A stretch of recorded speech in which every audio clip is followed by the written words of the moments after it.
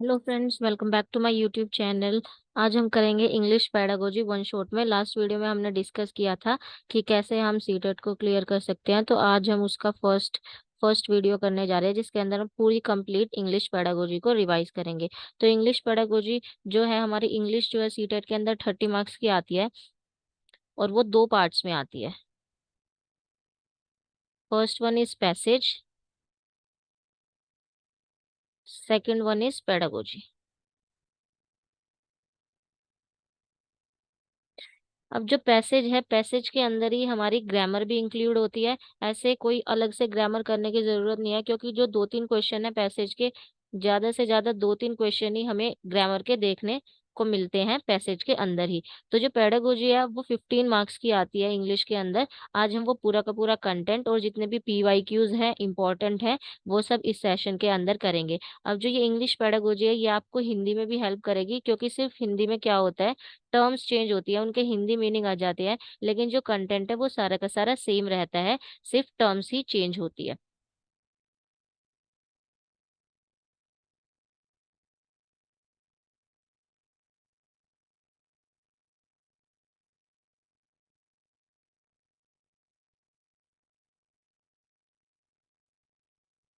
तो सबसे पहले हम देखते हैं कि language is a medium. Language क्या है? एक मीडियम है through which one can express ideas, thoughts and feelings. इसका मतलब क्या है कि लैंग्वेज क्या है? एक साधन है जिसके द्वारा हम क्या कर सकते हैं, अपने आइडियाज को, अपने थॉट्स को और अपनी फीलिंग्स को एक्सप्रेस कर सकते हैं। अब आपको अगर किसी से बात करनी है तो आप किसके थ्रू करेंगे? लैंग्वेज के थ्रू करेंगे। अब जो लैंग्वेज है वो तीन फॉर्म्स में होती है। वो ओरल हो सकती है, यानी कि बातचीत की भाषा, रिटन हो सकती है, या फिर साइन लैंग्वेज हो सकती है। तीनों की तीनों फॉर्म में हम क्या कर सकते हैं, अपने आइडियाज को एक्सप्रेस कर सकते हैं। जो हमारे थॉट्स है, जो हमारे मन में विचार आ रहे हैं, उनको एक्सप्रेस कर सकते हैं, और अपनी फीलिंग्स को एक्सप्रेस कर सकते हैं। So it is a medium, या फिर हिंदी में हम बोल सकते हैं कि ये एक साधन है।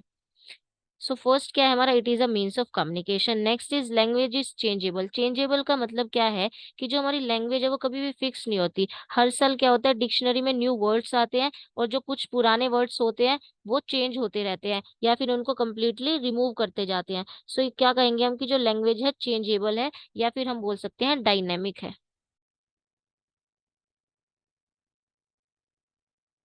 Dynamic in nature.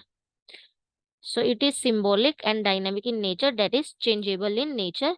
अब आज से 50 साल पहले जैसे हम लैंग्वेज बोलते थे, जैसे जिस लैंग्वेज का हम यूज करते थे, वैसे की वैसी सेम लैंग्वेज आज के टाइम पे नहीं है। सो इससे क्या प्रूव होता है कि टाइम के साथ साथ लैंग्वेज चेंज होती रहती है।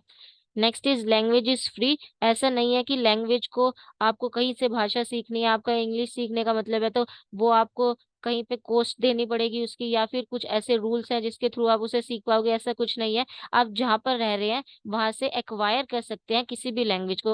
अगर आप इंग्लिश स्पोकन कंट्रीज में रह रहे हो तो वहां से इजीली क्या कर सकते हो, आप इंग्लिश को एक्वायर कर सकते हो। अगर आप कहीं हिंदी वाली लैंग्वेज के एरिया में रह रहे हो तो आप इजीली वहां से हिंदी को एक्वायर कर सकते हो।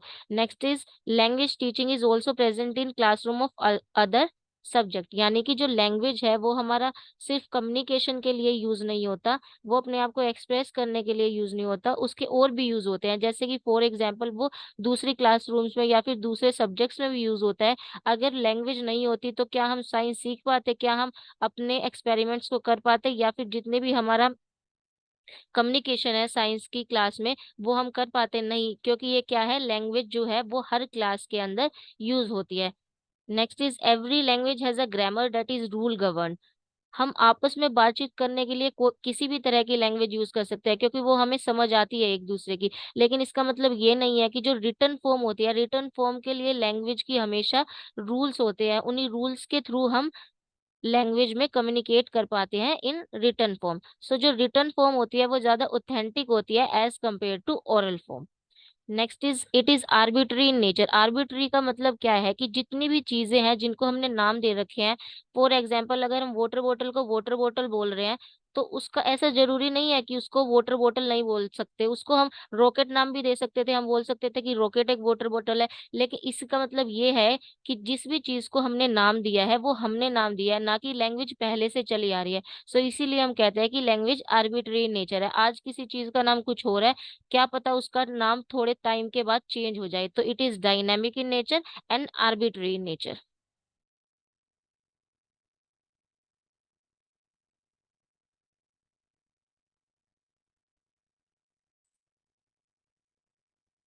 उसके बाद हम बात करते हैं टाइप्स ऑफ रीडिंग, कि हम पढ़ किस किस तरीके से सकते हैं। सबसे पहले है इंटेंसिव रीडिंग। इंटेंसिव रीडिंग का मतलब क्या होता है? डिटेल में किसी चीज को रीड करना। ये रीडिंग बेसिकली हम क्लासरूम में करते हैं। क्लासरूम में हम क्या करते हैं? इंटेंसिव रीडिंग करते हैं, यानी कि गहन पठन करते हैं। हिंदी में ये आता है गहन पठन के नाम से। गहन पठन का क्या मतलब है? कि डिटेल रीडिंग कर रहे हैं हम किसी भी चीज की, या किसी सब्जेक्ट की, किसी बुक की। वो होती है हमारी इंटेंसिव रीडिंग। नेक्स्ट है हमारी एक्सटेंसिव रीडिंग। एक्सटेंसिव रीडिंग क्या होती है? जो हम जॉय के लिए करते हैं या फिर प्लेजर के लिए करते हैं, जैसे स्टोरी रीडिंग हो गया। ये सारी चीजें क्या है? हमारी एक्सटेंसिव रीडिंग के अंदर आती है। उसके बाद है रीडिंग अलाउड या फिर ओरल रीडिंग, जिसके अंदर सिंपली क्या करते हैं? हम रीड करते हैं। वो कोई भी चीज हो सकती है, क्लासरूम के अंदर भी हो सकती है या फिर क्लासरूम के बाहर भी हो सकती है। उसके बाद है साइलेंट रीडिंग। साइलेंट रीडिंग में क्या होता है? कि हम बिना आवाज किए किसी भी तरह की बुक को पढ़ रहे हैं। किस चीज के लिए पढ़ रहे हैं? किस नॉलेज गेन करने के लिए पढ़ रहे हैं, उसको हम बोलते हैं silent reading. Next is scanning. Scanning का मतलब क्या है? Reading text to find out a particular piece of information. कि हम पूरा का पूरा टेक्स्ट पढ़ रहे हैं किस चीज के लिए? कि हमें एक पर्टिकुलर इंफॉर्मेशन चाहिए। फॉर एग्जाम्पल हम कोई बुक पढ़ रहे हैं, उसके अंदर से हमें एक पर्टिकुलर इंफॉर्मेशन चाहिए, तो हमें पूरी की पूरी बुक को स्कैन करना पड़ेगा, पूरी की पूरी बुक को पढ़ना पड़ेगा, ताकि हमें वो पीस ऑफ इंफॉर्मेशन हमारी मिल जाए। Next is skimming. स्किमिंग का मतलब क्या है? किसी भी चीज को बहुत जल्दी जल्दी पढ़ना, टू ओवरऑल आइडिया। किसी चीज का ओवरऑल आइडिया लगाने के लिए हम किसी चीज को जल्दी जल्दी पढ़ते हैं। जैसे हमें समरी लिखनी होती है, समरी लिखने के लिए हम जल्दी जल्दी बुक को पढ़ लेते हैं, फिर उसको समराइज कर देते हैं, उसको कहते हैं skimming. Next is influential reading. Influential reading में क्या करते हैं हम? कि स्पेसिफिक इंफॉर्मेशन किसी टेक्स्ट की हमें अगर चाहिए, तो उसका वो ही पार्ट हम स्पीड में पढ़ते हैं। जैसे पूरा का पूरा न्यूज़पेपर है हमारे पास, और हमें सिर्फ एक न्यूज़ से हमें कुछ इन्फॉर्मेशन चाहिए, तो हम सिर्फ उस न्यूज़ वाले पार्ट को जल्दी जल्दी पढ़ेंगे, ताकि हमें जो स्पेसिफिक इंफॉर्मेशन है वो हमें मिल जाए। Next is types of writing skill. Writing skill के टाइप्स क्या क्या हो सकते हैं?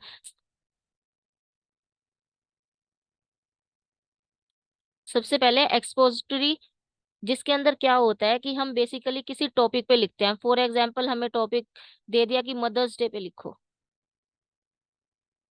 तो मदर्स डे के ऊपर हम कुछ भी लिख सकते हैं। फॉर एग्जाम्पल हमें दे दिया कि कोरोना वायरस पे लिखो, तो जब हमें टॉपिक के ऊपर लिखना होता है, वो होती है हमारी इस टाइप की writing skill. Next is descriptive.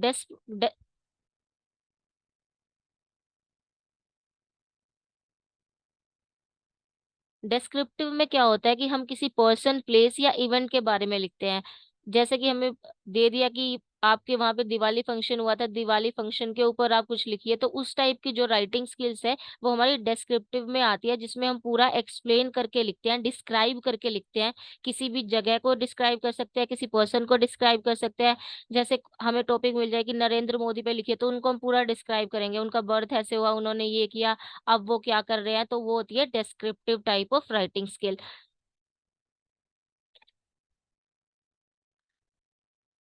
Next is persuasive. Persuasive में क्या होता है? ये हमारी होती है जो हमें अच्छी लगे राइटिंग, यानी कि वो राइटिंग स्किल्स जो कि इम्प्रेसिव हो। इम्प्रेसिव में क्या आ सकता है? जिसमें हमें शॉर्ट में लिखना होता है, क्रिस्प में लिखना होता है। वो हमारी क्या क्या हो सकती है? जैसे एडवर्टीजमेंट हो गई, कंप्लेंट्स हो गई, रिक्वेस्ट हो गई, तो वो सारी राइटिंग स्किल इसके अंदर आती है। Next is narrative. नरेटिव का मतलब क्या है? कि हम कुछ नरेट कर रहे हैं। ये किसके बारे में हो सकता है? कुछ इंसिडेंट के बारे में हो सकता है। फॉर एग्जाम्पल किसी का एक्सीडेंट होता है, तो वो किसी दूसरे पर्सन को आकर बताता है, तो वो क्या हो गई? नरेटिव राइटिंग स्किल्स होगी। वो लिख के किसी को भेज रहा है कि ये ऐसे ऐसे हुआ, तो वो हमारी किस में आएगी? नरेशन में आएगी, यानी कि नरेटिव राइटिंग स्किल्स के अंदर आएगी। नेक्स्ट हम बात करते हैं वोकैबुलरी के बारे में। वोकैबुलरी में हमारी दो टाइप की वोकैबुलरी हो सकती है, active vocabulary and passive vocabulary. Active vocabulary का मतलब क्या है, जिन वर्ड्स का हम फ्रिक्वेंटली यूज करते हैं बोलने के अंदर, वो हमारी एक्टिव के अंदर आती है। जैसे हम बोल रहे हैं बिकॉज, बाय द वे, ये सब क्या है, हम जनरल लैंग्वेज में यूज कर रहे हैं, बहुत ही फ्रिक्वेंटली हम यूज करते हैं। हेलो हो गया, ये हम बहुत फ्रिक्वेंटली यूज कर रहे हैं, तो ये हमारी एक्टिव वोकैबुलरी होगी। पैसिव वोकैबुलरी का मतलब क्या होता है, जो वर्ड्स हम बहुत रेयरली कभी कभी यूज करते हैं, उन वर्ड्स को हम बोलते हैं passive vocabulary. Next is semantics. Semantics का मतलब क्या होता है, स्टडी ऑफ मीनिंग। यानी कि किसी भी चीज का अगर हम, फॉर एग्जाम्पल किसी सेंटेंस का, किसी वर्ड का अगर हम मीनिंग जानना चाहते हैं, तो मीनिंग से रिलेटेड जितनी भी स्टडी होंगी उनको हम बोलेंगे semantics. Next is syntax. Syntax क्या होता है, रूल गवर्न। रूल गवर्न का मतलब क्या है, कि हम किसी सेंटेंस को पढ़ रहे हैं, for example subject plus object, ऐसा कभी भी नहीं होगा, क्योंकि हमें पता है कि जो हमारा रूल गवर्न जो चीजें हैं वो कैसे चलती हैं किसी भी सेंटेंस के अंदर। सबसे पहले होता है subject, then verb, then object. तो इस तरह की स्टडी को हम क्या बोलते हैं, सिंटेक्स। यानी कि जब भी रूल्स की बात आएगी तो उसको हम बोलेंगे syntax. Next is linguistic. Linguistic का मतलब क्या है, कि साइंटिफिक स्टडी करना किसी भी भाषा की, किसी भी लैंग्वेज की, उसके स्ट्रक्चर के बारे में, जितनी भी उसकी ग्रामर है उसके बारे में, सिंटैक्स के बारे में, रूल्स भी होने चाहिए, और जितनी भी सारी चीजें हैं लैंग्वेज की कंप्लीट स्टडी को हम बोलते हैं linguistic. Next is morphemes. Morphemes क्या होते हैं, minimal unit of words that have a meaning and can not be further divided. यानी कि जैसे कि हमारे पास कोई वर्ड है, फॉर एग्जाम्पल गोज। गोज का अपना एक मीनिंग है, और गो का और ईएस का अपना एक मीनिंग है। जब भी हम ईएस को किसी भी वर्ड के साथ जोड़ देंगे तो उसका मीनिंग चेंज हो जाता है। ऐसे ही गो का भी अपना एक मीनिंग है, लेकिन इसके बाद हम इनको फर्दर डिवाइड नहीं कर सकते। सो मोरफिम्स वो वर्ड्स हैं जिनको हम फर्दर डिवाइड नहीं कर सकते, और जिनका अपना एक मीनिंग होता है। ऐसा जरूरी नहीं है कि वो दो वर्ड्स हो, एक ही सिंगल वर्ड हो, वो दो वर्ड भी हो सकते हैं जिनका अपना इंडिपेंडेंट मीनिंग होता है। उसके बाद है डिप्थोंग्स। डिप्थोंग्स का मतलब क्या होता है, डबल वोवल साउंड। जिन भी वर्ड्स के अंदर डबल वोवल साउंड्स आती है उनको हम डिप्थोंग्स बोलते हैं। जैसे कि COIN, कॉइन, यानी कि इसके अंदर दो वोवल की साउंड आ रही है। लाउड, लाउड के अंदर भी क्या है, दो वोवल की साउंड है, OU। Next is phoneme. Phoneme क्या होता है, स्मॉलेस्ट यूनिट ऑफ साउंड, उसको हम क्या बोलते हैं, फोनीम। जो सबसे छोटी यूनिट होती है साउंड की, उसको फोनीम बोलते हैं। Next is contrastive pair. Contrastive pair का मतलब क्या होता है, बिल्कुल सेम होंगे, सेम वर्ड्स होंगे, लेकिन उनके अंदर एक कॉन्ट्रास्टिंग लेटर होगा। जैसे कि टेक एंड टेप, इसके अंदर कॉन्ट्रास्टिंग लेटर क्या है, K and P। Next is homonym. Homonym वो वर्ड्स होते हैं जिनकी सेम स्पेलिंग होती है, बट उनकी जो प्रोनाउंसिएशन है वो दूसरे से अलग होती है, साथ ही उनका जो मीनिंग है वो भी एक दूसरे से अलग होता है। नेक्स्ट इज होमोफोन, जिसके अंदर वो वर्ड्स होते हैं जिनकी प्रोनाउंसिएशन सेम होती है, लेकिन जो स्पेलिंग और मीनिंग है वो डिफरेंट होते हैं। जैसे कि बाय एंड BUY, बाय। इन दोनों की क्या है, बाई ही बोलेंगे हम इन दोनों को, लेकिन इन दोनों की स्पेलिंग भी अलग है और इन दोनों का मीनिंग भी अलग है। Next is phonetics. फोनेटिक्स में क्या आता है, study of sounds of human speech. जो ह्यूमन स्पीच है उसके अंदर अलग अलग जो साउंड्स है उनकी स्टडी को हम बोलते हैं phonetics. Next is phonology. Study of sound of particular part. एक पर्टिकुलर पार्ट की साउंड को स्टडी करना, उसको हम बोलते हैं फोनोलॉजी। अब यहाँ पे हमारे पास एक क्वेश्चन है इस टॉपिक से related, dash is the smallest meaningful unit of sound in a language. सबसे स्मॉलेस्ट मीनिंगफुल यूनिट क्या है साउंड की, वो हमने पहले ही देखा था अपने में, जिसको बोलते हैं फोनीम। हिंदी में इसको बोलते हैं स्वनिम। हिंदी में भी ये डायरेक्ट क्वेश्चन आ जाता है कि भाषा की सबसे छोटी इकाई को क्या कहते हैं, साउंड की इकाई को क्या कहते हैं, वो हमारा होता है फोनीम, जिसको हिंदी में बोलते हैं स्वनिम। मोरफीम का मतलब क्या होता है, मीनिंग। सिंटेक्स में हमने क्या देखा था, कि क्या ऑर्डर होता है, ऑर्डर या फिर हम बोल सकते हैं रूल। और सिमेंटिक्स में क्या था हमारा, कि किसी भी सेंटेंस का क्या सेंस बन रहा है। ये सब हमने पहले कर लिया था, तो इसका आंसर क्या हो जाएगा, फोनीम, यानी कि स्वनिम। Next is components of language. Language के कंपोनेंट्स क्या क्या होते हैं, सबसे पहले है लेक्सिकल वर्ड। लेक्सिकल वर्ड्स वो वर्ड होते हैं जो वर्ड एक इंडिपेंडेंट मीनिंग रखते हैं, यानी कि वो वर्ड, इनको हम कई बार क्वेश्चन पेपर में आ जाता है, from the following select the lexical word. अब लेक्सिकल वर्ड आने लग गया, पहले कंटेंट वर्ड के नाम से आता था। लेक्सिकल वर्ड और कंटेंट वर्ड सेम होते हैं, वो वर्ड जिनका इंडिपेंडेंट मीनिंग होता है। जैसे कि डॉग, डॉग हमें पता है कि डॉग का मीनिंग क्या है, उसके साथ हमें कुछ भी ऐड करने की जरूरत नहीं है उसका मीनिंग बताने के लिए। For example love, last year question paper में लव आया था कि इन सारे वर्ड्स में से लेक्सिकल वर्ड कौन सा है, उसके अंदर लव एक ऑप्शन था जो कि उसका करेक्ट आंसर था। Next is Ellipsis. एलिप्सिस का मतलब क्या है कि कई बार हम अपनी चीजों को एक्सप्रेस करने के करते टाइम किसी चीज को ब्लैंक छोड़ देते हैं। ब्लैंक छोड़ने का मतलब क्या है, ऐसे डॉट डॉट डॉट लगाकर छोड़ देते हैं, यानी कि हमारे पास आइडियाज तो हैं लेकिन हम उनको एक्सप्रेस नहीं कर पाते। For example I want to become this, but लगा के उस चीज को छोड़ छोड़ देते हैं क्योंकि हम अपने आप को एक्सप्रेस नहीं कर पा रहे हैं कि हम क्या करना चाह रहे हैं। Next is function word. Function word क्या होता है, किसी भी सेंटेंस में कंटेंट वर्ड के साथ जो वर्ड्स लगते हैं उनको फंक्शन वर्ड कहते हैं। जैसे कि आई एम द बेस्ट। अब जो बेस्ट है उसका अपना इंडिपेंडेंट मीनिंग है, यानी कि वो क्या है, एक लेक्सिकल वर्ड हो गया। बट जो द है वो क्या है, हमारा फंक्शन वर्ड। उसका कोई इंडिपेंडेंट मीनिंग नहीं है लेकिन उसको हमने कंटेंट वर्ड के साथ या फिर लेक्सिकल वर्ड के साथ जोड़ा है। Next is रियलिया। रियलिया क्या होता है, रियलिया हमारा होता है वो टेंजिबल टीचिंग एड्स जिसको हम इंक्लूड करते हैं अपनी टीचिंग के अंदर। जैसे कि बच्चों को पढ़ाने के लिए हम यूज करते हैं, कई बार क्ले का यूज करते हैं। क्ले के साथ साथ हम फ्रूट्स का यूज कर सकते हैं। काउंटिंग सिखाने के लिए बच्चों को रोड्स का यूज कर सकते हैं, अबेकस का यूज कर सकते हैं। यानी कि वो टेंजिबल लर्निंग एड्स जिनको हम अपनी टीचिंग के अंदर यूज करते हैं वो होता है realia. Next is sight words. Sight words क्या होते हैं, जो कि मोस्ट फ्रिक्वेंटली यूज होते हैं रीडिंग और राइटिंग में। जैसे कि बिकॉज हो गया, बट हो गया, एज वेल हो गया, जो बहुत ज्यादा फ्रिक्वेंटली यूज होंगे, दिखते रहेंगे बार बार, उनको हम बोलते हैं sight words. Next is sounds. Sounds कितनी होती है इंग्लिश लैंग्वेज में, 44 साउंड्स होती है। जो हमारे वोवल्स होते हैं वो होते हैं 5, ए ई आई ओ यू। ये हमारे 5 वोवल्स और ये कंट्रीब्यूट करते हैं 20 साउंड्स को। बाकी के जितने अल्फाबेट हैं इंग्लिश लैंग्वेज में, टोटल अल्फाबेट होते हैं 26, उसके अंदर बाकी जितने भी बचे यानी कि 21 अल्फाबेट्स वो कॉन्सोनेंट्स होते हैं और वो प्रोड्यूस करते हैं 24 साउंड्स। सो टोटल साउंड कितनी होगी इंग्लिश लैंग्वेज में, 44। उसके बाद है आर्टिकुलेटर्स। आर्टिकुलेटर्स क्या होते हैं, वो वोकल ऑर्गन्स जो ह्यूमन बींग्स में या फिर किसी भी एनिमल में, लिविंग बींग में साउंड प्रोडक्शन में या फिर स्पीच प्रोडक्शन में हेल्प करते हैं, उनको बोलते हैं articulates. Next is forms of language. Forms of language हमने पहले भी किया था, जैसे कि ओरल लैंग्वेज, रिटन और साइन। लेकिन जो रिटन लैंग्वेज होती है वो ज्यादा स्टेबल होती है देन ओरल लैंग्वेज। आप किसी भी को भी कोई चीज एक्सप्रेस करते हैं या फिर कोई चीज बताते हैं ओरली, उसकी इतनी इंपॉर्टेंस नहीं होती जितनी रिटन लैंग्वेज की इंपॉर्टेंस होती है।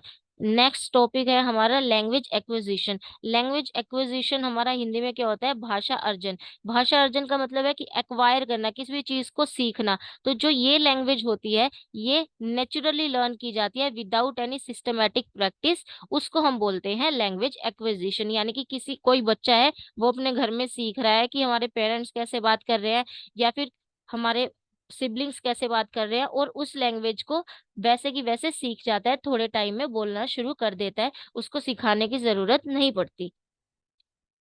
It refers to the process of learning a native और second language because of the innate capacity of human brain. यानी कि जो ह्यूमन ब्रेन है वो क्या करता है, देख देख के सीख जाता है, उसको हम बोलते हैं लैंग्वेज एक्विजिशन। जो ये लैंग्वेज है ये एक अनकॉन्शियस प्रोसेस है, यानी कि वो खुद ब खुद जो हमारा माइंड है उसको कैप्चर कर रहा है और सीख रहा है जो रियल कॉन्वर्सेशंस है उनके अंदर। नो फॉर्मल टीचिंग, इसके अंदर किसी भी बच्चे को कुछ सिखाने की जरूरत नहीं होती। हिंदी में ये होता है भाषा अर्जन, यानी कि वो भाषा जो हम अपने घर पे इनफॉर्मली सीख जाते हैं बिना किसी टीचिंग के, उसको हम बोलते हैं लैंग्वेज एक्विजिशन या फिर भाषा अर्जन।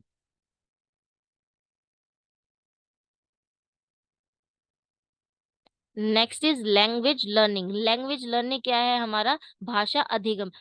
भाषा अधिगम का मतलब क्या है जैसे लैंग्वेज एक्विजिशन था जो हम खुद सीख रहे थे, अनकॉन्शियस प्रोसेस था, ऐसे ही लैंग्वेज लर्निंग क्या होगा, भाषा को एक सिस्टमैटिक वे में सीखना, उसे हम क्या बोलेंगे, लैंग्वेज लर्निंग। और ये कॉन्शियस प्रोसेस होगा जिसके अंदर हमें एफर्ट की जरूरत होगी, स्कूल जाना होगा, स्कूल में सीख पाएंगे। और ये क्या इंक्लूड करता है, फॉर्मल टीचिंग को इंक्लूड करता है। अब जो हमारी लैंग्वेज वन होती है उसको हम नेटिव लैंग्वेज बोल सकते हैं, मदर टंग भी बोल सकते हैं, या फिर होम लैंग्वेज भी बोल सकते हैं। और जो लैंग्वेज टू हमारी होती है उसको हम बेसिकली बोलते हैं टारगेट लैंग्वेज, यानी कि वो लैंग्वेज जिसको हम सीखना चाह रहे हैं, या फिर उसको हम ये भी बोल सकते हैं कि स्कूल लैंग्वेज, जो हम स्कूल में जाकर सीखते हैं।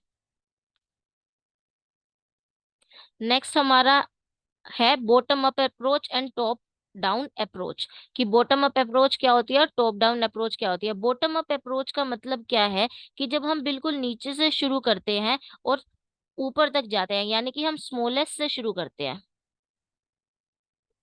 और हमें जाना है टॉप तक। फॉर एग्जाम्पल सबसे पहले हमने क्या किया, लेटर सीखे।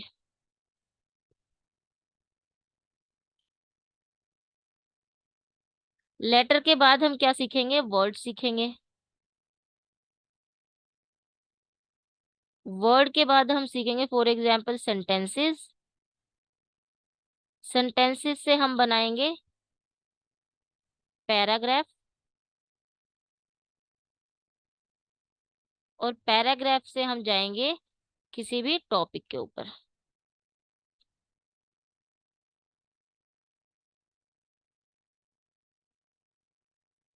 या फिर हम बोल सकते हैं स्टोरी या फिर कंटेंट। ये हमारी क्या है, top bottom to up, bottom up approach, यानी कि नीचे से हमें ऊपर तक जाना है। पहले लेटर सीखे, फिर वर्ड सीखे, फिर सेंटेंसेस पे हम गए, फिर हमने पैराग्राफ लिखना सीखा। तो चीजों को जोड़ जोड़ कर जब हम एक बड़ी चीज तक जाते हैं उसे बोलते हैं बॉटम अप अप्रोच। उसके बाद टॉप डाउन अप्रोच क्या होती है। टॉप डाउन अप्रोच का मतलब है कि कोई टीचर क्लास में जाता है, सबसे पहले वो क्या करता है, बच्चों को जाकर स्टोरी सिखाता है। स्टोरी सिखाता है यानी कि उसने सबसे ऊपर वाली चीज चुनी, वो ऊपर से नीचे आना चाह रहा है। स्टोरी के बाद वो बच्चों को क्या कहेगा, इसमें से आप अपने अपने छोटे छोटे पैराग्राफ लिखिए जो आपको समझ आया। उसके बाद वो उनसे सेंटेंसेस निकलवाएगा क्वेश्चन आंसर के वे में। उसके बाद वो उनसे वर्ड्स निकलवा सकता है। तो वो क्या जा रहा है, वो टॉप टू डाउन जा रहा है, ना कि बॉटम अप अप्रोच को यूज कर रहा है। तो ये दो अप्रोचेज है जिनके थ्रू हम इंग्लिश को सिखा सकते हैं। Next is paraphrasing. पैराफ्रेजिंग का मतलब क्या होता है, किसी और के आइडियाज को अपने शब्दों में लिखना, यानी कि writing someone's ideas in your own words. For example हमारे पास, हमें किसी टॉपिक मिला रिसर्च के लिए, तो हम क्या करते हैं, नेट पे सर्च करते हैं कि इस टॉपिक के बारे में क्या क्या क्या हमें है। उसके बाद हम क्या करते हैं, अगर हमें कोई कंटेंट मिलता है तो हम उसको अपने शब्दों में लिखते हैं। उसको क्या बोलते हैं, पैराफ्रेजिंग, कि हमने किसी और के आइडियाज को अपने वर्ड्स में लिख दिया।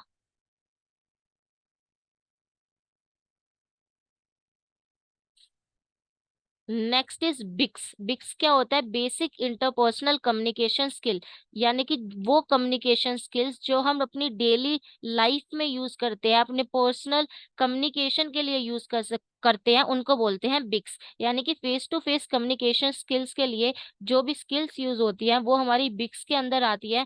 फॉर एग्जाम्पल हमारा हो गया फोन कन्वर्सेशन, यानी कि फोन कन्वर्सेशन में क्या हो रहा है, हम अपनी पर्सनल चीजों को शेयर कर रहे हैं एक दूसरे के साथ, वो हमारा होता है बिक्स।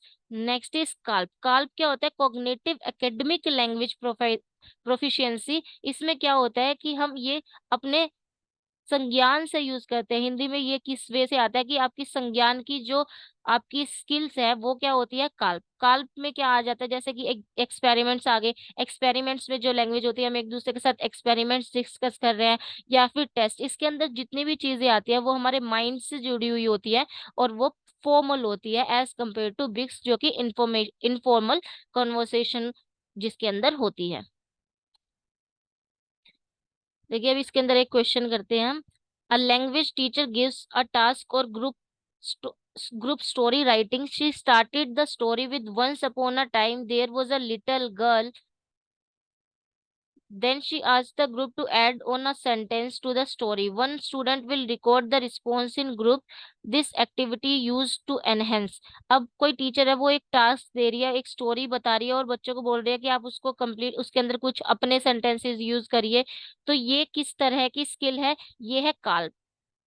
इसके अंदर क्या है, बच्चे अपना अपना कॉग्निटिव जितने भी उनका संज्ञान है, जितना उनका माइंड है, उसके थ्रू डिफरेंट चीजें रखेंगे, लेकिन वो एक दूसरे के साथ बातचीत नहीं कर रहे, एक दूसरे को आइडियाज शेयर नहीं कर रहे, वो क्या कर रहे हैं, अपनी अपनी चीजें लिख रहे हैं। तो ये क्या होगा, काल्प यानी कि कॉग्निटिव एकेडमिक लैंग्वेज प्रोफिशिएंसी।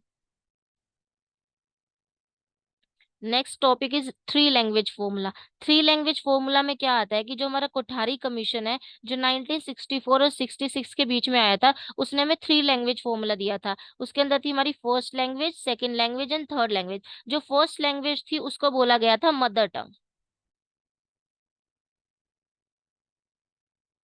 अब जो मदर टंग है वो कोई भी हो सकती है। जो हिंदी स्पीकिंग जो स्टेट्स हैं उनके अंदर थी हमारी की उनकी जो मदर टंग होगी वो हिंदी होगी। जो दूसरी स्टेट्स थी जिनके अंदर दूसरी लैंग्वेज बोली जाती थी, जैसे कन्नड़ हो गई, मराठी हो गई, तो ये सारी क्या होंगी, उनकी मदर टंग वो होगी। तो जो हिंदी स्पीकिंग स्टेट्स थी, मान लो हमारी जो फर्स्ट लैंग्वेज है वो हिंदी है, मदर टंग है वो हिंदी है, तो उसके बाद जो सेकंड लैंग्वेज होगी वो हमारी इंग्लिश होगी। एंड उसके बाद जो भी बच्चा लैंग्वेज सीखेगा वो थर्ड लैंग्वेज में आएगी। लेकिन अगर कोई बच्चा फर्स्ट लैंग्वेज यानी कि उसकी जो मदर टंग है वो कोई और है, फॉर एग्जाम्पल मान लीजिए कि मराठी है, तो जो उसकी सेकंड लैंग्वेज है वो हिंदी मानी जाएगी। एंड उसकी थर्ड लैंग्वेज, वो जो भी टारगेट लैंग्वेज सीखना चाहता है वो उसकी थर्ड लैंग्वेज मानी जाएगी। ये था हमारा थ्री लैंग्वेज फॉर्मूला। अब जो इंग्लिश है उसकी पोजीशन कहाँ पे है, तो जो अगर हम कॉन्स्टिट्यूशन की बात करते हैं तो उसके अंदर दो आर्टिकल है, 3431 एंड 3432। उसके अंदर बोला गया है कि जो इंग्लिश है, जो 3431 है, उसके अंदर हमारा हिंदी को ऑफिशियल लैंग्वेज डिक्लेयर किया गया है। तो जो आर्टिकल 343 का 3432 है, उसके अंदर जो इंग्लिश है उसको बोला गया है एसोसिएटेड ऑफिशियल लैंग्वेज यानी कि एओएल। कि जो हमारी इंग्लिश है वो एसोसिएटेड ऑफिशियल लैंग्वेज है। लेकिन अगर हम एनसीएफ के थ्रू बात करते हैं, तो जितनी भी हमारी डेवलपिंग कंट्रीज है या फिर जिसके अंदर डिफरेंट लैंग्वेजेस बोली जाती है, जैसे कि इंडिया वो कंट्री है, उसके अंदर जो इंग्लिश है उसको हम बोलेंगे English is a global language. तो ये क्वेश्चन आता है according to constitution English is dash, तो वो उसके अंदर हम करेंगे एसोसिएटेड ऑफिशियल लैंग्वेज। अगर एनसीएफ के थ्रू पूछते हैं यानी कि नेशनल करिकुलम फ्रेमवर्क के थ्रू पूछते हैं, तो वो हमारी हो जाती है ग्लोबल लैंग्वेज। लेकिन अगर थ्री लैंग्वेज फॉर्मूला के बेसिस से पूछते हैं तो हम इंग्लिश को बोलेंगे सेकंड लैंग्वेज।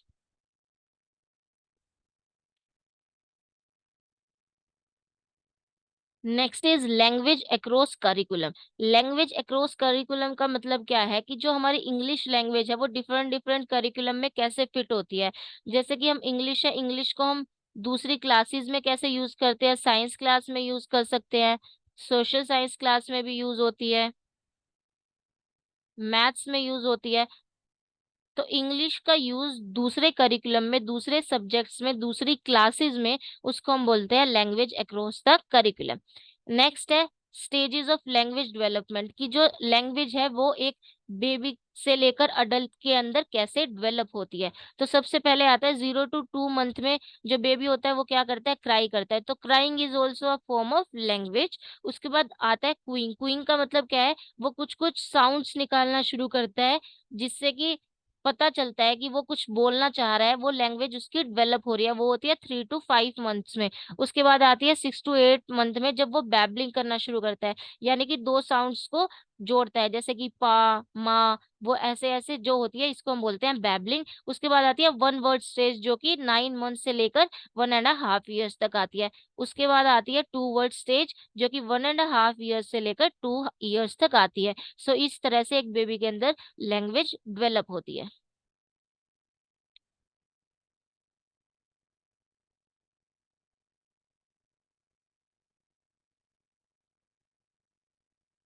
नेक्स्ट है हमारा पाइगेट एंड वाइगोट्स्की। सो जो प्याजे थे उन्होंने बोला कि पहले थॉट आती है, पहले कॉग्निटिव डेवलपमेंट होती है बच्चे की, उसके बाद उसकी लैंग्वेज की डेवलपमेंट होती है। उसके बाद उसकी लैंग्वेज की डेवलपमेंट होती है, यानी कि पहले आएंगे थॉट्स, उसके बाद आएगी लैंग्वेज। पहले उसके संज्ञान का डेवलपमेंट होगा, फिर उसकी लैंग्वेज का डेवलपमेंट होगा। जैसे कि उसकी उन्होंने उनकी जो डिफरेंट डिफरेंट स्टेजेस थी, तो उसके अंदर प्री ऑपरेशनल स्टेज के अंदर बच्चे क्या थे, ego centric speech, symbolic thought, वो सेल्फ सेंटर्ड थे। तो ये सारे क्या है, वो खुद से बात करते थे, खुद के मन में बात करते थे। तो पहले वो मन में सोचेंगे, अच्छा ऐसे होना चाहिए, ये ऐसे होना चाहिए, फिर उसके बाद वो खुद को एक्सप्रेस कर देंगे। तो उन्होंने बोला कि पहले कॉग्निटिव डेवलपमेंट आएगी, उसके बाद हमारी आएगी लैंग्वेज। Next is वाइगोट्स्की। तो जो वाइगोट्स्की थे, उन्होंने बोला कि जो थॉट और स्पीच है, यानी कि जो थॉट और लैंग्वेज है, वो दोनों सेपरेट हो जाते हैं आफ्टर सम टाइम मर्ज। तो जो वाइगोट्स्की है, उन्होंने बोला कि जो थॉट और स्पीच है, वो क्या है, सेपरेट होते हैं। उसके बाद पहले वो होंगे दोनों, थॉट और स्पीच क्या होंगे, सेपरेट होंगे। उसके कुछ टाइम के बाद वो क्या हो जाएंगे, मर्ज हो जाएंगे। यानी कि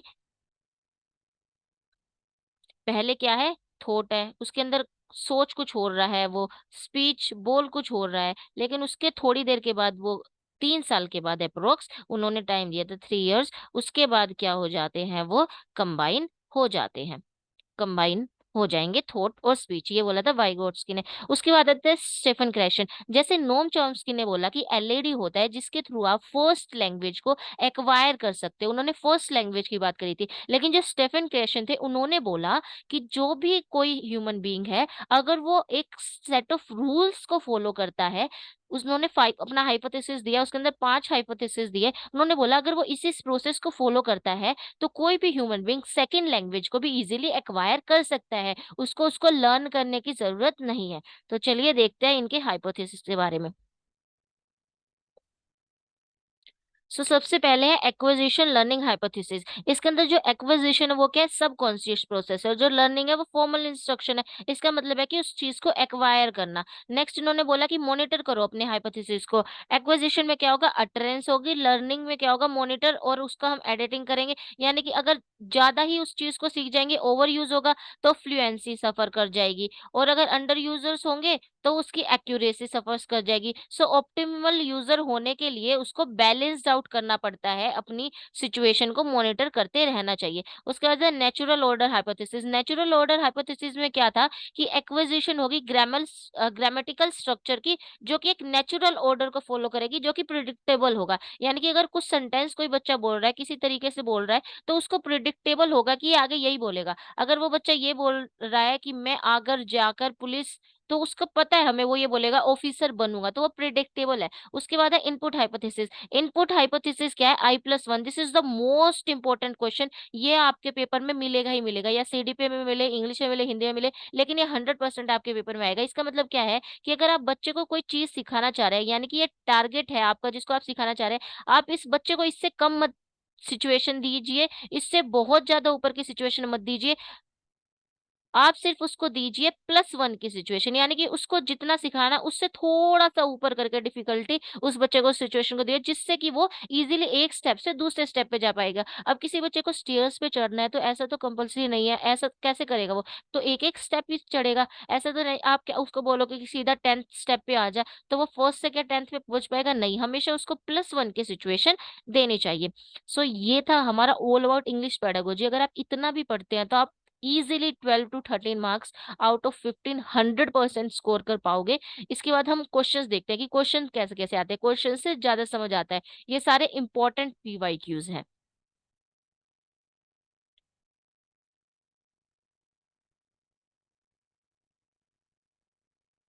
तो 2 क्वेश्चन हमने पहले कर लिए थे, अब थर्ड क्वेश्चन है, language normally used in informal conversations but not in formal speech और writing. Option 1 collocation, colloquial, clue, chunk. इन्होंने पूछा है कि जो लैंग्वेज है जो हम इनफॉर्मल कन्वर्सेशंस में यूज करते हैं, उसको हम क्या बोलते हैं, फॉर्मल स्पीच में यूज नहीं करते, तो उसको हम बोलते हैं कोलोक्वल। ये था हमारा statement based question, direct question. उसके बाद है हमारा next, bilingual childrens often use words from one language while speaking the other, this is called. देखो कोई बच्चा है, वो अपने घर से स्कूल में गया है, वो एक स्पेसिफिक लैंग्वेज में बात करता है जो उसके घर पे बोली जाती है, जो उसकी मदर टंग है, लेकिन वो उसी के कुछ वर्ड्स दूसरी लैंग्वेज में, स्कूल में लैंग्वेज यूज कर रहा है उसमें यूज कर देता है। तो इसका मतलब क्या है? कोड स्विचिंग है, कोड मिक्सिंग है, मल्टीलिंगुअलिज्म है, या फिर कॉम्पिटेंस लेवल है। सो ये क्या है हमारा? ये है कोड स्विचिंग, यानी कि वो एक कोड को दूसरे में स्विच कर रहा है। वो घर पे सीखता है कुछ चीज, फॉर एग्जाम्पल वो घर पे सीखता है आलू को आलू, लेकिन वो इंग्लिश में बात कर रहा है, लेकिन उसको समझ नहीं आ रहा कि इंग्लिश में वो क्या है। तो वो क्या पता वहां पे आई लव बोल के आलू बोल दे, तो वो उन उस वर्ड्स को इंग्लिश में डायरेक्टली यूज कर रहा है। सो वो अपने कोड को स्विच कर रहा है। नेक्स्ट है scribbling is an important step in learning to write because childrens are trying to, देखो स्क्रिबलिंग क्या होती है? ऐसे टेढ़े मेढ़े अक्षर बनाना, ऐसे ए लिखना, बी लिखना। ऐसे बच्चे क्यों लिखते हैं? क्योंकि उनको ऐसे समझ आता है, उनको पता है कि मैंने स्क्रिबल किया, इसका मतलब ए है, इसका मतलब बी है। यानी कि वो उनसे मीनिंग निकालने की कोशिश कर रहे हैं कि अगर हम ऐसा कुछ बनाएंगे तो वो हर चीज बी होगी। उनको फॉर एग्जाम्पल ऐसे वाला स्पेक्स दिख गया तो वो सोचेंगे ये बी है, वो उसको बी बोलेंगे, उसको ऐसे स्क्रिबल कर करके बनाएंगे कि ये बी है। सो स्क्रिबलिंग से बच्चे क्या सीखते हैं? Produce letters and words right from the day they pick pen and pencil. नहीं, ये नहीं होगा। Make meaning from the marks from them, वो उनसे क्या कर रहे हैं? मीनिंग बनाने की कोशिश कर रहे हैं। Spend some time in reading writing and numeracy, no imitate the adults. नहीं नहीं, वो अपनी स्क्रिबलिंग से अपना कोई मीनिंग बनाने की कोशिश करते हैं।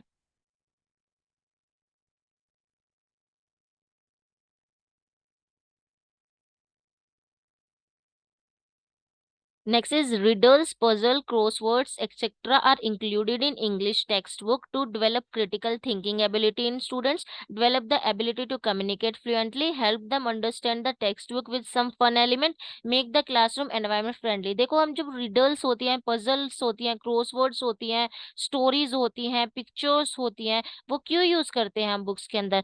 वो हम इसलिए यूज करते हैं ताकि जो बच्चा है वो क्या कर सके, उसकी थिंकिंग एबिलिटी डेवलप हो सके। वो सोचे अच्छा ये पिक्चर है, अब ये क्रॉसवर्ड है, ये क्रॉसवर्ड कैसे सोल्व होगा, इस रिडल का मतलब क्या है। तो वो सारी चीजें हम क्यों यूज करते हैं? वो हम उसकी क्रिटिकल थिंकिंग एबिलिटी को एनहेंस करने के लिए यूज करते हैं। पिक्चर्स से क्या फ्लुएंसी, कम्युनिकेट करने की फ्लुएंसी उसकी डेवलप होगी? नहीं।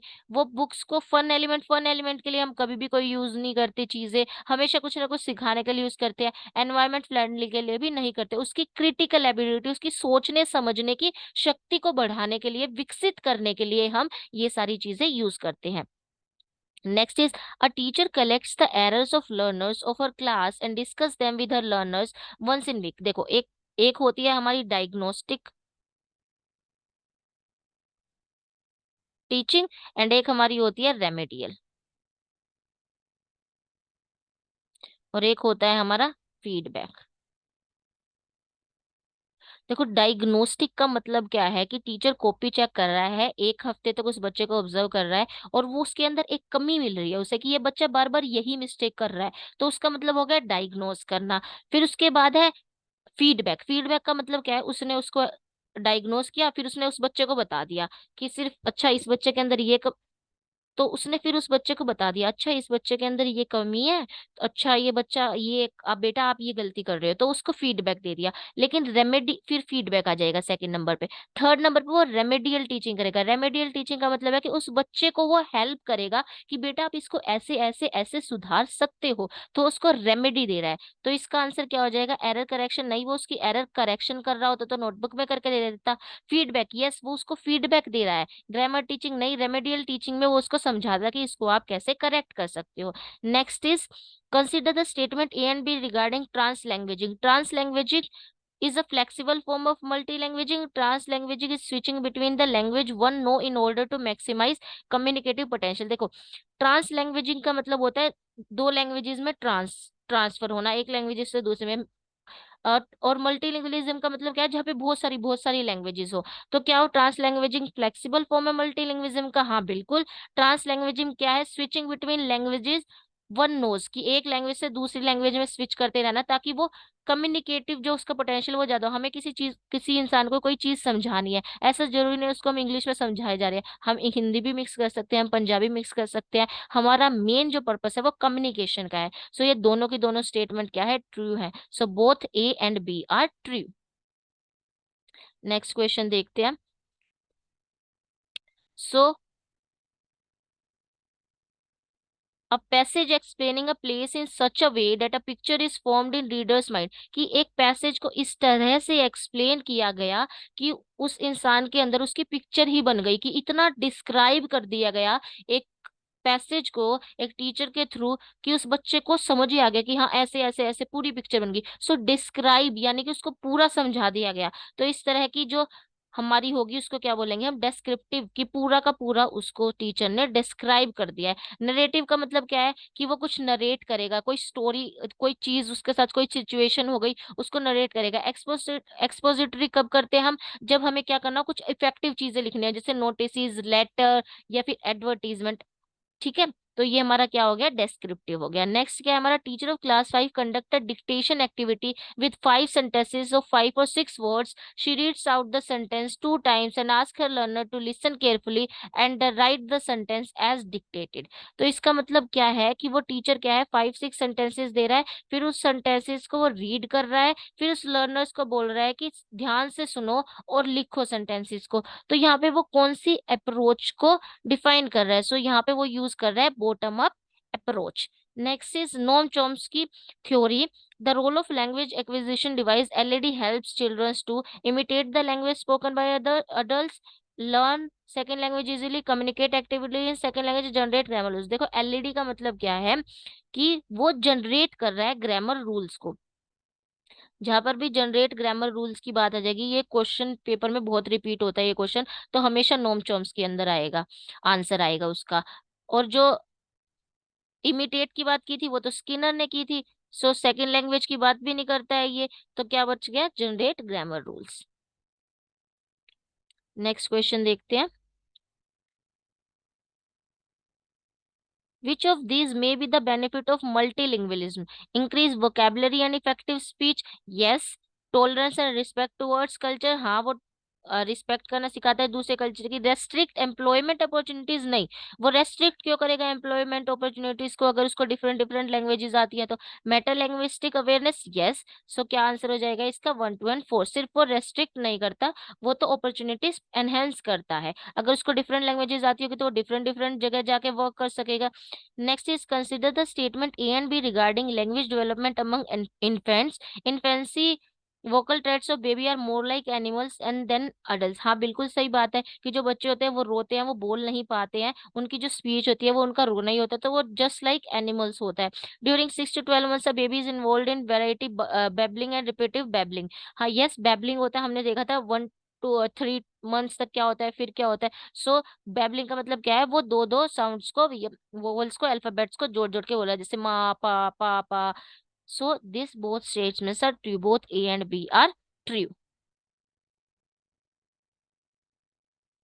नेक्स्ट देखते हैं, नेक्स्ट हम करेंगे नोम चॉम्स्की। सो नोम चॉम्स्की जो थे उन्होंने बोला था कि जो ह्यूमंस है उनके अंदर एक इनेट एबिलिटी होती है to acquire language through language acquisition device. तो उन्होंने बोला कि जो ह्यूमंस है उनके अंदर होते हैं एलईडी, यानी कि जो ह्यूमंस का ब्रेन होता है, ब्रेन के अंदर 2 पार्ट होते हैं, राइट एंड लेफ्ट।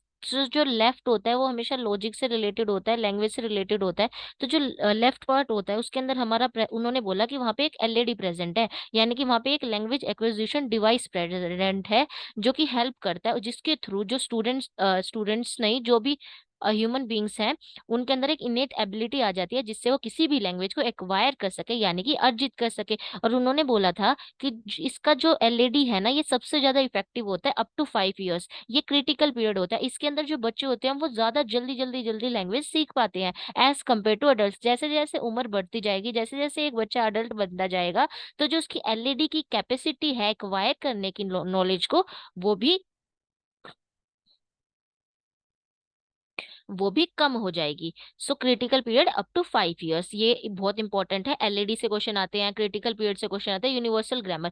अब जितनी भी लैंग्वेजेस होती है वो एक यूनिवर्सल ग्रामर को फॉलो करते हैं, यानी कि फॉर एग्जाम्पल अगर किसी सेंटेंस को क्वेश्चन पूछना है तो हर लैंग्वेज में एक तरीका है क्वेश्चन पूछने का, वो यूनिवर्सल है। अगर आपको किसी सेंटेंस को नेगेटिव बनाना है तो उसका एक तरीका है नेगेटिव बनाने का, नोट लगाना, ना लगाना, नहीं लगाना। उसके बाद है लैंग्वेज जनरेटिव, यानी कि जो लैंग्वेज है वो अपने आप ऐसे जनरेट होती जाती है। सो नोम चॉम्स्की का जो मेन है वो यही है कि इन्होंने एलएडी के बारे में बताया, लैंग्वेज एक्विजिशन के बारे में बताया, और इन्होंने बोला कि जो बच्चा है वो इजीली, जो ह्यूमन बींग्स है वो एक्वायर कर सकते हैं किसी भी लैंग्वेज को, उनके अंदर ये एबिलिटी होती है। जो नेक्स्ट है वो हमारे यहाँ सेफियर वोर्फ हाइपोथेसिस। जब भी सेफियर वोर्फ हाइपोथेसिस की बात आएगी तो इन्होंने क्या बोला, इन्होंने जो हाइपोथेसिस दिया उसका मतलब क्या है कि जो लैंग्वेज है ना वो डिटरमाइन करती है कि थॉट्स क्या होंगे। बाद में थॉट्स आएंगे, पहले लैंग्वेज आएगी। जब भी डिटर्मिनेशन की बात होती है, इन्फ्लुएंसेस की बात होती है किसी के भी थॉट्स को, जब पहले लैंग्वेज आने की बात होती है तो वो हमेशा सेफियर वर्ब से रिलेटेड होता है। ये क्वेश्चन भी बार बार इस बार आ रहा है कि किसने बोला कि लैंग्वेज पहले आई फिर थॉट आया, या फिर कौन बोलता है कि जो लैंग्वेज है वो ही डिटरमाइन हो करती है कि क्या थॉट्स आएंगे। वो बोला था हमें सेफियर वोर्फ ने, इसके अंदर यही चीज इंपॉर्टेंट है। नेक्स्ट है स्किनर। स्किनर ने सिंपल सा बोला था कि जो बच्चे होते हैं वो नकलची होते हैं। नकलची का मतलब क्या है कि जैसा आप उनको माहौल दोगे वो ही सीख जाएंगे। अगर आप बच्चे को शुरू में, अगर कि कोई बच्चा है, उसके जो पेरेंट्स है, उसकी जो फैमिली है वो पटेटो बोल रही है, तो वो हमेशा पटेटो ही सीख जाएगा। वो सोचेगा कि जो ये सब्जी है ये पटेटो है। लेकिन दूसरे बच्चे को दूसरे घर में, अगर उसके घर में सब आलू बोल रहे हैं तो वो आलू पहले सीखेगा, वो उसको सीख जाएगा। जैसे उसके पेरेंट्स बोलेंगे आलू, वो भी बोलेगा आलू। उसके पेरेंट्स बोलेंगे पटेटो तो वो भी बोलेगा पटेटो। तो उन्होंने बोला कि जो चिल्ड्रंस है वो इमिटेशन से लर्न करते हैं, थ्रू ऑफ इट्स पेरेंट्स या फिर सराउंडिंग पीपल जिनके साथ वो रहते हैं। In a language classroom, teacher facilitates and motivates children towards transfer of concepts and skills from home language to language of instruction at school. This strategy, देखिए यहाँ पे क्या बोल रहे हैं कि जो लैंग्वेज क्लासरूम है उसके अंदर जो टीचर है वो हेल्प कर रहा है, मोटिवेट कर रहा है चिल्ड्रंस को कि अपने कॉन्सेप्ट्स को ट्रांसफर करे अपनी होम लैंग्वेज से उस लैंग्वेज में जिसको हम स्कूल में यूज कर रहे हैं।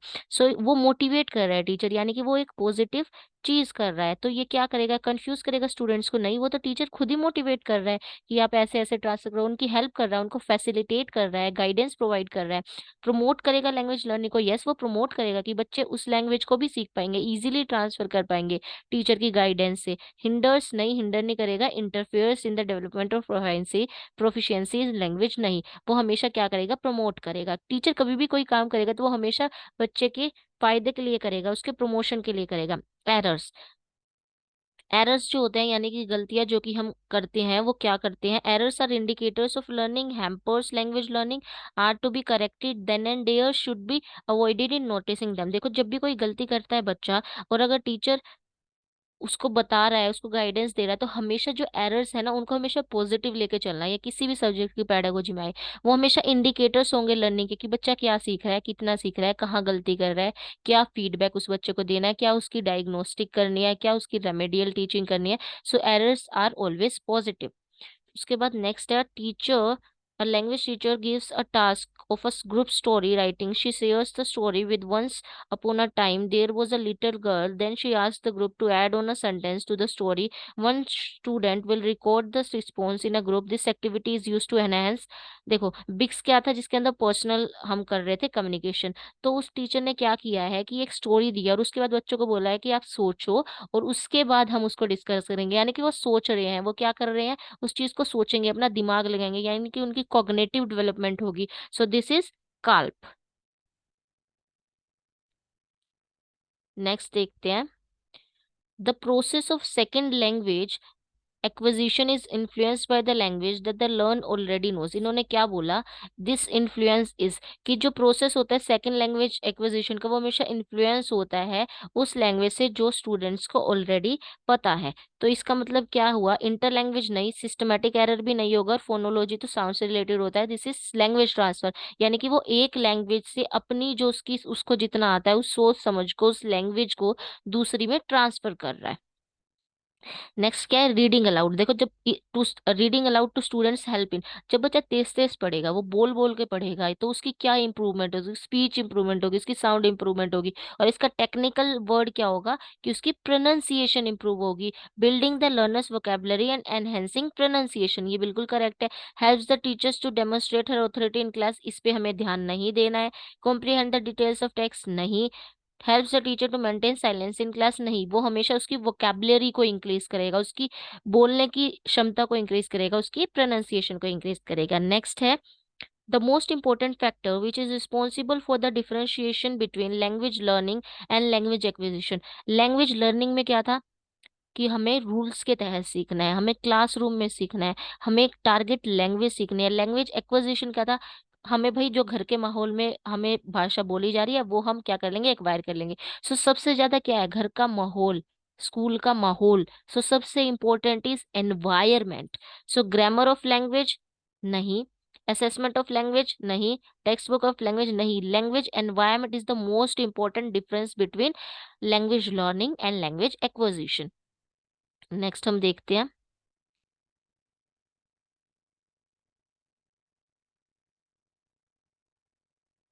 Language acquisition. लैंग्वेज एक्विजिशन क्या है, requires the vocabulary memorization and use of necessity. देखो मेमोराइजेशन वर्ड आ गया, लर्निंग का है। Involves a systematic approach, learning का है। Refers to the process of learning a native और second language because of the innate capacity. देखो यहाँ पे लर्निंग से कंफ्यूज मत होना, इनेट कैपेसिटी बोल रहा है ऑफ ह्यूमन ब्रेन। सो ये क्या हो जाएगा, acquisition is a technique intended to stimulate the environment in which learners learn there, नहीं, स्टिमुलेट नहीं करना हमें उस एनवायरनमेंट को। ये क्या है, इनेट कैपेसिटी है ह्यूमन ब्रेन की किसी भी नेटिव या सेकंड लैंग्वेज को इजीली एक्वायर कर लेना। Next is the idea that childrens are born with language acquisition device, LED. LED किसने दिया था, एलईडी हमारा दिया था नोम चॉम्स्की ने। वाइगोट्स्की तो थॉट्स और लैंग्वेज को क्या कह रहा था कि वो क्या होते हैं, पहले सेम होते हैं, पहले क्या होते हैं, अलग अलग होते हैं, बाद में 3 इयर्स के बाद जाके वो क्या हो जाते हैं, एक हो जाते हैं। वाइगोट्स्की ने बोला। पाइगेट ने बोला कि पहले कॉग्निटिव डेवलपमेंट होगी, यानी कि पहले थॉट्स आएंगे फिर लैंग्वेज आएंगी। स्किनर ने क्या बोला था, स्किनर ने बोला था कि जो बच्चे हैं वो इमिटेट करके सीखते हैं अपने पेरेंट्स से या फिर अपने सराउंडिंग, जितने भी उनके जितने भी उनके पर्सन रहते हैं, family members. Next is which observation supports Noam Chomsky's idea about language acquisition. Children's language development follows a similar pattern across all culture. हाँ, जो बच्चे हैं वो सिमिलर पैटर्न में सीखते हैं, उनकी डेवलपमेंट सिमिलर पैटर्न में होती है। The stages of language development the stages of language development occurs at about the same ages in most childrens. Yes, बिल्कुल, जितने जितने बच्चे बड़े हो जाते हैं थोड़ा बहुत डिफरेंस होता है, लेकिन उनका जो अगर हम ओवरऑल आइडिया देखें तो वो सेम ही होता है। Childrens acquire language quickly and effortlessly. Yes, बोला था उन्होंने। एलईडी कहाँ तक क्रिटिकल पीरियड क्या होता है, अप टू 5 इयर्स, जिसमें एलईडी मोस्ट एक्टिव होता है। So all the statements are true. Next क्या था, idea that language determines the way we think. Determination जहाँ पे लैंग्वेज का आ गया, जहाँ पे इन्फ्लुएंस आ गया, वो हमेशा किससे रिलेटेड होगा, perceive the world relates to the Sapir Whorf hypothesis. ये बहुत इंपॉर्टेंट है, जहाँ पे भी इन्फ्लुएंस आ जाए, जहाँ पे भी डिटर्मिनेशन आ जाए, वो हमेशा सेफियर वॉल्फ हाइपोथेसिस में था। Skinner is of the opinion that childrens often in the language acquisition process. क्या था स्किनर की थ्योरी, नकलची बंदर बच्चे होते हैं, जैसा पेरेंट्स करते हैं वैसा देख देख के सीख जाते हैं। सो इग्नोर करते हैं नहीं, मिसबिहेव करते हैं नहीं, कॉपी करते हैं yes, they imitate adults and fail badly. तो इसका आंसर क्या हो जाएगा, कॉपी अडल्ट्स। नेक्स्ट देखते हैं एनईपी, नेशनल एजुकेशन पॉलिसी की बात हुई है। So national education policy NEP किस पे फोकस करती थी, हमने देखा था FLN। ये तो डायरेक्ट क्वेश्चन है, इसको तो देखने की भी जरूरत नहीं। आर्ट्स पे फॉलो करते हैं नहीं, फाउंडेशन लिटरेसी एंड न्यूमरेसी पे फॉलो करती है। सिर्फ न्यूमेरिकल कॉन्सेप्ट्स पे नहीं करेगी, मैथमेटिक्स पे नहीं करेगी, हमेशा FLN पे करेगी। Next question is contrastive and minimal pairs are used for teaching learning of. जो कॉन्ट्रास्टिव और मिनिमल पेयर्स मैंने बताए थे वो किस में हेल्प करते हैं, वो हमेशा प्रोनाउंसिएशन में हेल्प करते हैं, क्योंकि उनके अंदर सिर्फ एक अल्फाबेट का डिफरेंस होता है। तो उससे बच्चे क्या सीख पाएंगे, प्रोनाउंसिएशन सीख पाएंगे इजीली, कि किस वर्ड को किस अल्फाबेट की किस कैसी साउंड होती है, कैसी प्रोनाउंसिएशन होती है। Next is two words have identical meaning, identical sound and spelling but not related to meaning is known as. देखो आइडेंटिकल साउंड है और आइडेंटिकल स्पेलिंग है, जैसे कि सूट, यानी कि सूट करता है, सूट, दूसरे वाला suit, spelling same, pronunciation same, लेकिन मीनिंग अलग। तो इन इसको क्या बोलते हैं, हम इसको बोलते हैं homonym. Next is LAC। LAC is very easy. क्या था LAC, LAC stands for language acquisition culture, नहीं, लैंग्वेज एक्विजिशन कल्चर नहीं होता है LAC। Language across the cultures नहीं, लैंग्वेज एक्विजिशन ऑफ कंटेंट नहीं, it is language across the curriculum, यानी कि लैंग्वेज का दूसरे करिकुलम में कैसे कैसे हमारा यूज है। मैथमेटिक्स में यूज कर रहे हैं, सोशल साइंस में यूज कर रहे हैं, दूसरे सब्जेक्ट्स में यूज कर रहे हैं। So language is all around the curriculum. और आजकल जो हमारी एनईपी है वो यही फेवर करती है कि हर सब्जेक्ट को लिंक करके सिखाया जाए। चलिए नेक्स्ट क्वेश्चन देखते हैं।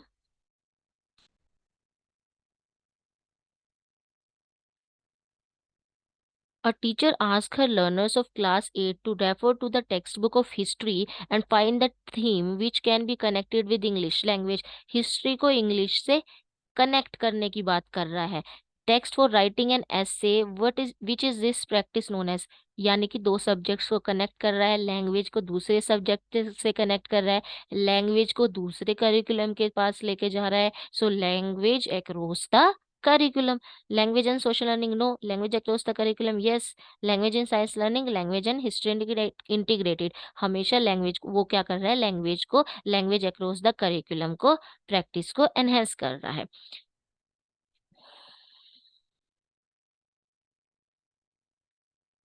नेक्स्ट देखते हैं। Piaget theory on language development suggest that language is learn through, जो पियाजे थे उन्होंने क्या दिए थे, 3 A's दिए थे। सो उसमें क्या था, एसिमिलेशन एंड एकोमोडेशन, ये तो डायरेक्ट आंसर है। इंटरेक्शन विद सोसाइटी की बात ही नहीं करते, ट्रायल एंड एरर थॉर्नडाइक ने दी थी। यूनिवर्सल ग्रामर की बात किसने की थी, नॉम चॉम्स्की ने की थी। सो एसिमिलेशन एंड एकोमोडेशन। नेक्स्ट